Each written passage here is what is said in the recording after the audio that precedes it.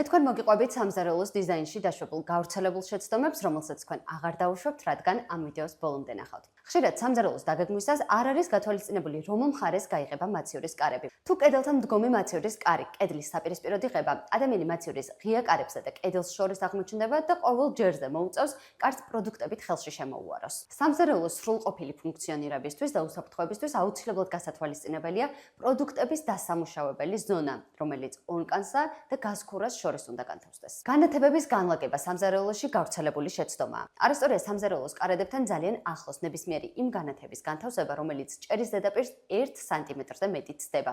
რადგან, როდესაც სამზარეულო საბოლოო იერსახეს მიიღებს, შესაძლოა აღმოვაჩინოთ, რომ ზედა კარადები უბრალოდ ვეღარ იღება ან სრულფასოვნად ვერ იღება, რადგან განათებების კონსტრუქცია უშლის ხელს. კუთხის სამზარეულოს დაგეგმვისას კუთხის სექციის დიაგონალური მოჭრა. მთავარი პრობლემა, რასაც მსგავსი გადაწყვეტილება წარმოშობს, არის ზედმეტად ღრმა კარადა, სადაც განთავსებულ ნივთებს შესაძლოა სამუდამოდ დავემშვიდობოთ. ანუ იმდენად შორს იყოს ჩვენგან, რომ ფიზიკურად აღარც გაგვახსენდეს მათი არსებობა. სამზარეულოს დაგეგმარებისას მნიშვნელოვანია გავითვალისწინოთ ფანჯრის რაფების სიღრმე და კედლიდან დაშორება იმ შემთხვევაშიც კი, თუ ისინი ჯერ დამონტაჟებული არ არის, იმისთვის რომ საბოლოო იერსახეს მიღებისას თითოეული კარადა სრულფასოვნად გაიღოს. ეს დაშვებული შეცდომების მხოლოდ ნაწილია. ჩვენი რჩევები კი ყოველდღიურია. გამოგვიწერეთ და არ გამოტოვოთ.